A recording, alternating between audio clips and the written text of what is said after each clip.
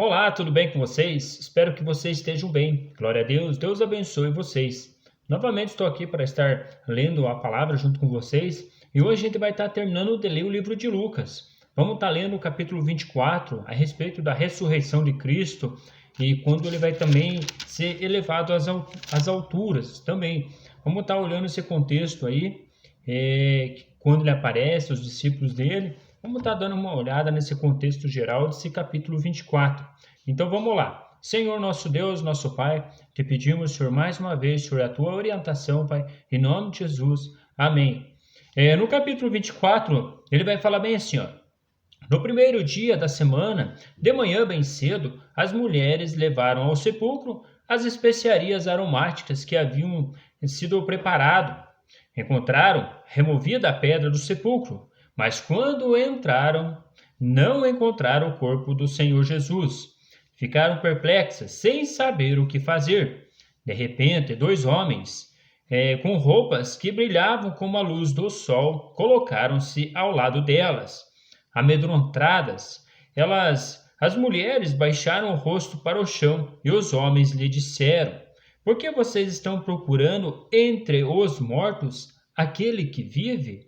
Ele não está aqui, ressuscitou. Lembre-se do que ele disse quando ainda estava com vocês na Galiléia. É necessário que o Filho do Homem seja entregue nas mãos de homens pecadores, seja crucificado e ressuscite no terceiro dia. Então se lembraram das palavras de Jesus. Quando voltaram do sepulcro, elas contaram estas coisas aos 11 e a todos os outros. As que contaram estas coisas aos apóstolos foram Maria Madalena, Joana e Maria, mãe de Tiago, e as outras que estavam com elas. Mas eles não acreditavam nas mulheres, as palavras delas lhe pareciam loucura. Pedro, todavia, levantou-se e correu ao sepulcro. Abaixando-se, viu as faixas de linho e mais nada.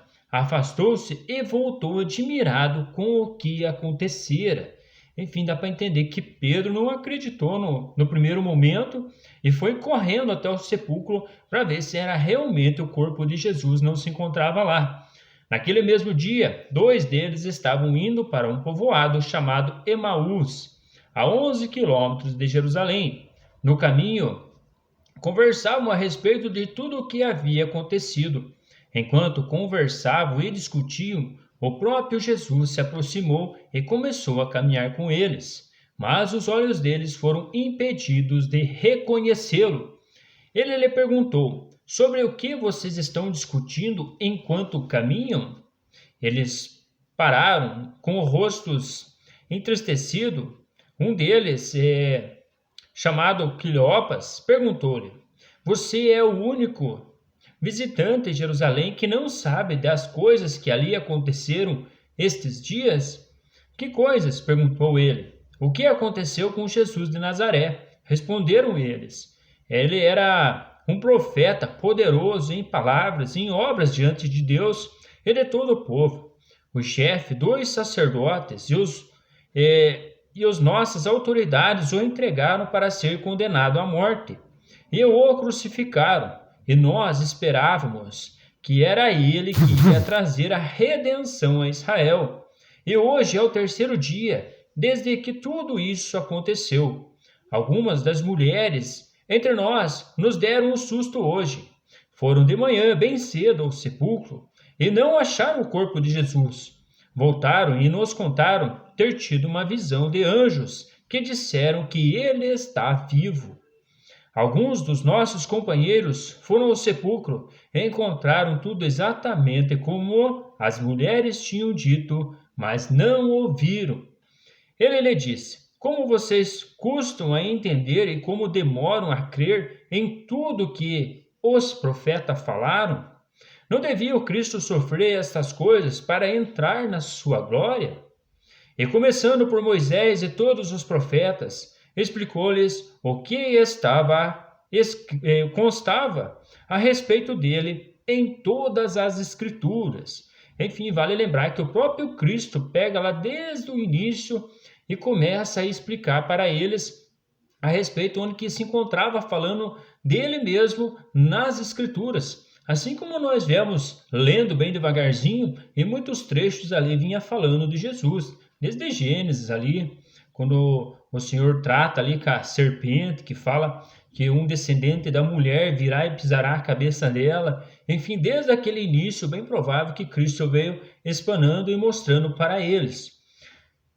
Ao se aproximarem do povoado para o qual estavam indo, Jesus fez com que ia mais adiante, mas eles insistiram muito com ele. Fique conosco, pois a noite já vem, o dia já está quase findando. Então ele entrou para ficar com eles. Vale lembrar que esse detalhe é para a gente entender um homem junto com eles, um homem com carne, com pele, com ossos, que estava conversando com eles e colocando explicando as escrituras para os dois. Quando estava à mesa com eles, tomou o pão, deu graças, partiu e o deu a eles. Então os olhos deles foram abertos e o reconheceram, e ele desapareceu da vista deles. Perguntaram-se um ao outro: não estava queimando o nosso coração enquanto ele nos falava no caminho e nos expunha as Escrituras? Vale lembrar que esse detalhe é muito interessante quando queima o coração da gente. Quando o coração está queimando, como eles falam ali, ó, é bem provável que é o Senhor que está falando conosco. Enfim, hoje, se a gente quiser saber quando Deus está falando e está conversando conosco, é quando o coração ali está queimando. Levantando-se e voltaram imediatamente para Jerusalém. Ali encontraram os 11 e os que estavam com eles reunidos, que diziam: é verdade, o Senhor ressuscitou e apareceu a Simão. Então os dois contaram o que tinha acontecido no caminho e como Jesus fora reconhecido por eles quando partia o pão. Enfim, aí já tem um relato aí dos homens, dos discípulos, até de o próprio Pedro ali, que confirma também esta situação que tinha visto Jesus. Enquanto falavam sobre isso, o próprio Jesus apareceu-se entre eles. Ele disse: paz seja com vocês. Eles ficaram assustados e com medo, pensando que estavam vendo um espírito. Ele lhe disse: por que vocês estão perturbados? E por que se levantam dúvida no coração de vocês? Vejam as minhas mãos e os meus pés, sou eu mesmo. Toque-me e vejam, um espírito não tem carne, nem ossos, como vocês estão vendo que eu tenho. Tendo dito isto, mostrou-lhe as mãos e os pés. E por não crerem ainda, tão cheios estavam de alegria e de espanto, ele perguntou: vocês têm aqui algo para comer? Deram-lhe um pedaço de peixe assado, e ele o comeu na presença deles. E disse-lhe: foi isto que eu falei enquanto ainda estava com vocês. Era necessário que se cumprisse tudo o que a meu respeito está escrito na lei de Moisés, nos profetas e nos salmos. Ali o próprio Jesus fala para eles: olha, tudo era para ser como estava escrito, e até esse exato momento ali se cumpriu tudo em Cristo Jesus. Então lhes abriu o entendimento para que pudessem compreender as Escrituras. Enfim, vale lembrar que hoje, para nós compreendermos as Escrituras, nós temos que pedir entendimento para o Senhor. Por isso que no começo, quando eu começo a ler com vocês, eu peço que o Senhor nos dê o entendimento dele, para que nós consiga compreender as Escrituras. Porque sem o conhecimento do Senhor, do nosso Deus, e o entendimento, nós vai passar de um livro vazio, sem vida nenhuma. Mas através, quando Cristo nos dá o entendimento para nós compreendermos ela, aí é diferente, aí é revelado através do Espírito, e aonde há o Espírito, há vida. Enfim, onde que a gente consegue ter vida através das Escrituras. Então lhe abriu o entendimento para que pudessem compreender as Escrituras. Ele disse: está escrito que o Cristo havia de sofrer e ressuscitar dos mortos no terceiro dia, e que em seu nome seria pregado o arrependimento para perdão de pecados a todas as nações, começando por Jerusalém. Tem umas escrituras que fala bem assim que que a tradução fala que ele libertou. Enfim, realmente, o nosso Senhor Jesus, ele prega ali o arrependimento e a libertação também. Pessoas que estão em Cristo Jesus, elas são libertas. Elas são libertas da escravidão, do pecado. Enfim, dá para dizer desta forma. Enfim, o pecado já não, como que posso dizer, faz parte, mas não faz, entende? Então, quando a gente é de Cristo Jesus, nós não peca. Enfim, por mais que o nosso corpo peque, mas o Senhor fala ali que nós não pecamos. Por mais que ali em João fale bem assim, que aquele que não diz que não tem um pecado faz de Deus um mentiroso. E sim, de fato.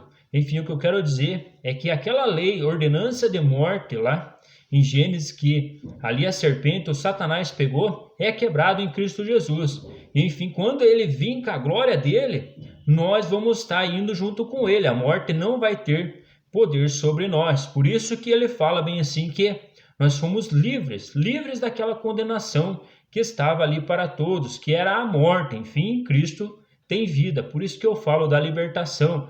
Enfim, por mais que nós peque hoje assim, nós temos um advogado que é o nosso Senhor, e é bem provável que o Espírito que há em nós, ele não deixa tá acontecendo muitos deslizes. Enfim, o Senhor nos constrange e nos restaura também. E também a gente vai ver uma questão da ceia, também que entra no mesmo contexto dos pecados. Ali a ceia também é para purificação de pecados, para limpeza. Enfim, assim como uma roupa acaba sujando e é colocada na lavadeira para estar lavando, enfim, nós também, como estamos pecando, ali às vezes, nós precisamos de estar ceando, partindo o pão, como Cristo nos orientou, para que nós esteja limpo também.